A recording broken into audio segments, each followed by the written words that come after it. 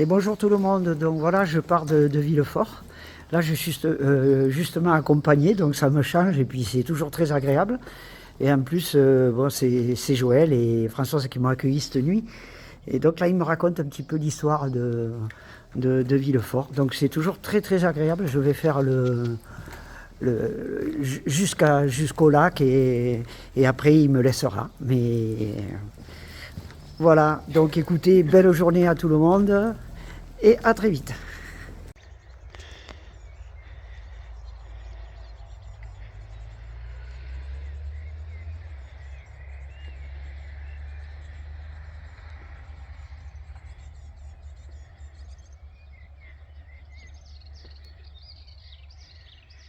Petit point de vue du lac de Villefort.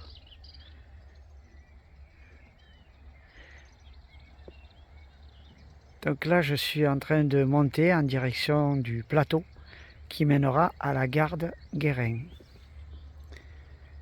village médiéval.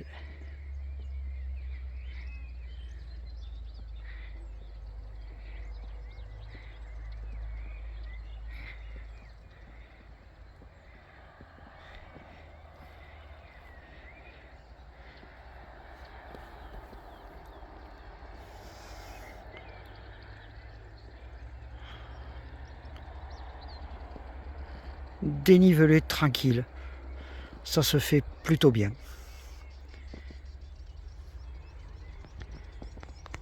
A tout de suite. Je continue la montée, donc vraiment magnifique chemin muletier. Avec des galets, c'est super beau, c'est très agréable. Voilà d'où je viens. Hein. Dénivelé, mais vraiment très très correct ici. Donc écoutez, je continue ma route. Allez, je fais 2-3 petits pas avec vous. J'étais vraiment très très bien accueilli la nuit dernière. C'était super quoi. J'avais un petit appartement pour moi. Voilà, et donc super repas. Ah, et j'ai été nourri. Je peux faire 30 km de randonnée aujourd'hui. En fait, non, je suis annoncé pour 22.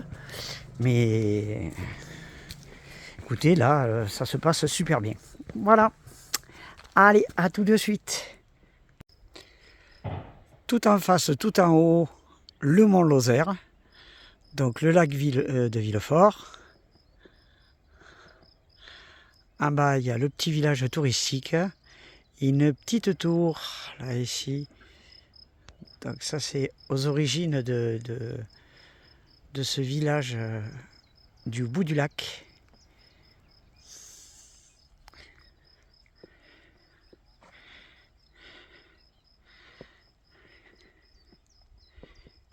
Et ici, un tout petit village perché.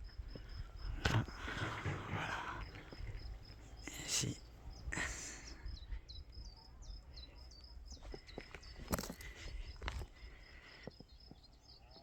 Ça continue toujours de monter, mais toujours aussi agréable.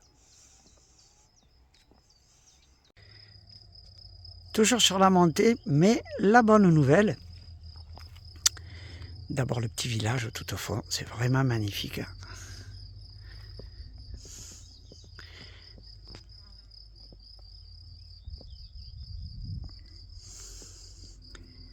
Et voilà, alors là-bas,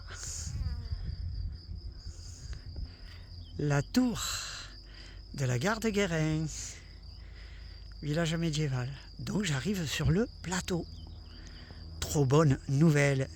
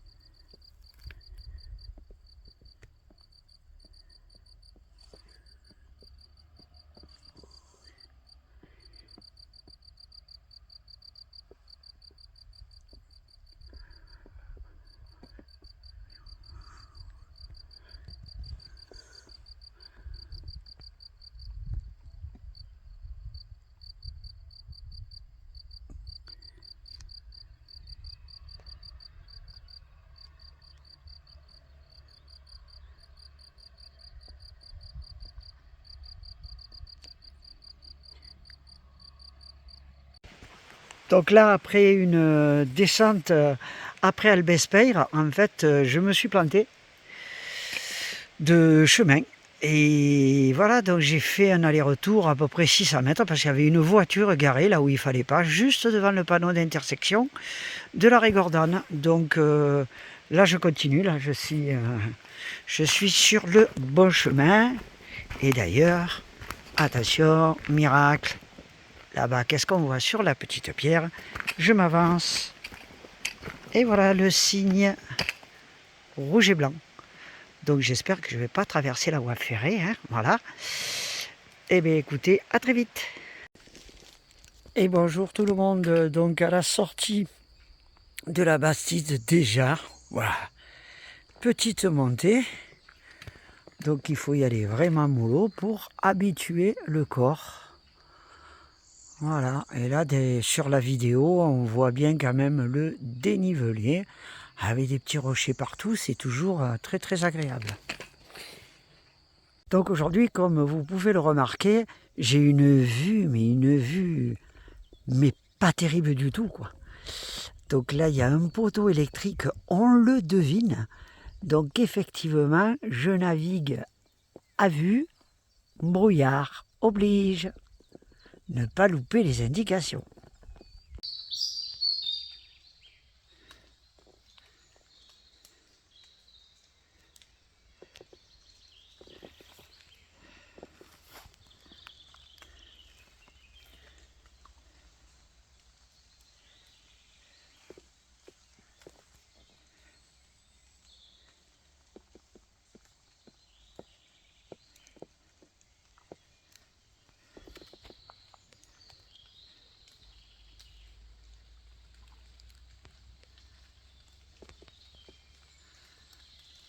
Un sous-bois vraiment magnifique. Là. Très très très joli. Bon ça y est, je viens de prendre bien mon rythme là. J'ai fait 5 km. Donc je me rapproche de la Vérule. Après bon, ce que je constate c'est que là, ça y est, on est maintenant avec le chemin de Stevenson. Donc c'est les deux chemins, Régordane et Stevenson, qui se rejoignent à la Bastide. Et c'est un chemin qui est renommé de Stevenson. D'où beaucoup de randonneurs, mais dans l'autre sens. Et du coup, c'est pas fait pour me déperdre parce que je vois du monde, et bonjour, et bon courage, et bonne journée, et tout ce qui va avec. Et puis du coup, ça rassure parce que pour le balisage, on est vraiment au bon endroit. Voilà, à très vite. Donc, comme je le disais tout à l'heure, ce qui est rassurant, c'est d'être sur le même chemin, surtout celui de Stevenson, qui est beaucoup plus renommé que la Régordane, donc beaucoup plus de randonneurs. Mais par contre, ce sont des randonneurs que je croise la plupart du temps. Pour le moment, j'en ai pas, puisque moi je fais le jusqu'au puits, mais je le fais dans le sens contraire.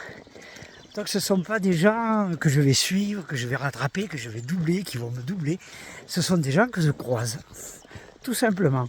Donc il y a très très peu de chances qu'on se revoie. Ceci dit, voilà, il y a toujours des fois de petits blabla, etc., etc.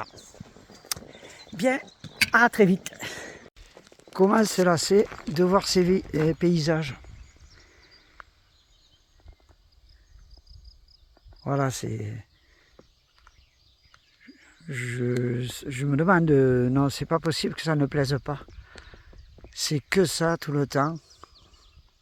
Donc en plus, il y a quelques nuages aujourd'hui, mais ça fait son charme également.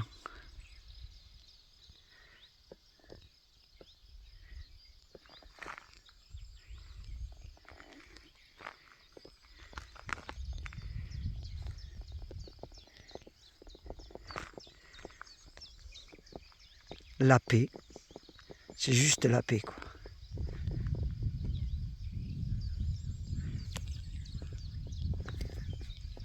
Bye.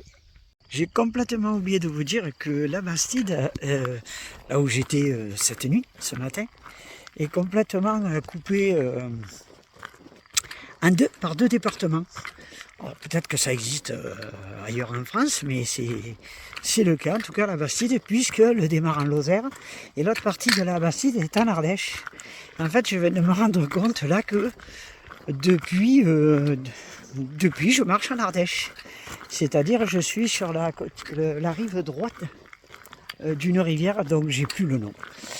Et donc là je suis en Ardèche. Et en fait, quand je tourne, là-bas de l'autre côté, en fait là on voit pas trop bien. Mais là il y a une petite route, une ancienne colonie d'ailleurs. Voilà, la Veyrune. Voilà. Et là-bas tout au fond, c'est la Lozère. Voilà les petits monts. Me voici donc à traverser la forêt de Mercoire. Donc vraiment, Alice au pays des merveilles peut aller se rhabiller. C'est des plateaux de mousse, quoi. C'est mousse à la pistache, mousse à la menthe, mousse pour les champignons. Et en plus là c'est la saison. Mais bon, quand on fait des grandes randonnées, on n'a pas trop le temps. Voilà, donc juste pour dire aussi que je me suis pris une bonne averse. Pas comme moi d'ailleurs, tous les randonneurs. Donc il faut s'arrêter, il faut mettre la capuche du sac à dos, l'impair. Et ça a duré quoi? Devinez, ça a duré... Voilà.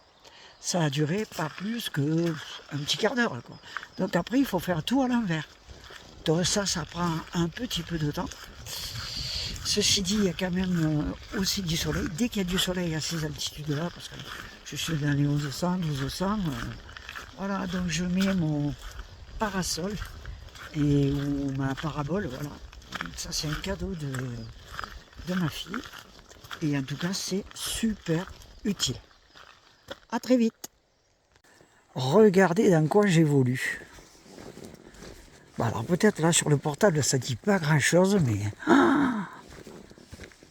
j'ai l'impression que si le paradis existe, ça devrait être au moins ça, quoi. C'est... Ah, j'ai pas de mots, quoi. C'est vraiment...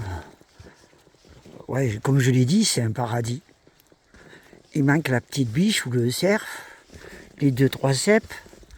Mais sinon, à part ça, ça va, hein. Voilà. Et oui, là, sur le coup, je suis bien obligé de dire voilà, quoi. Trop joli. Mais je me retrouve à l'aire d'accueil de l'Oradou. Un magnifique petit étang. J'ai pris quelques photos là. C'est ouf. C'est très joli.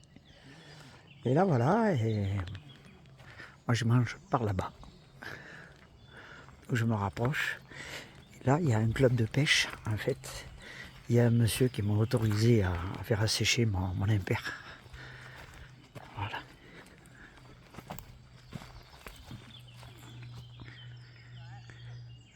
Donc avec toutes les cannes ici, le petit. Donc voilà, et moi je suis tranquille, je viens de manger ma pizza.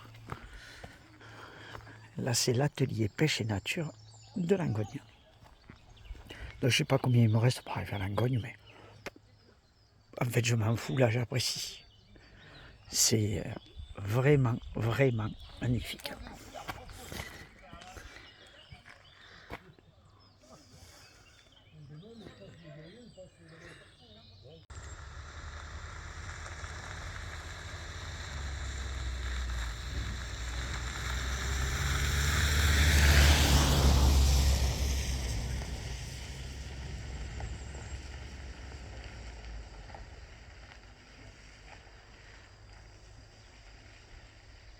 Je sais pas si on le voit sur la vidéo, mais d'ici c'est assez impressionnant. C'est le vent sur le champ, ça ondule, ça donne des formes, des courbes. C'est très beau.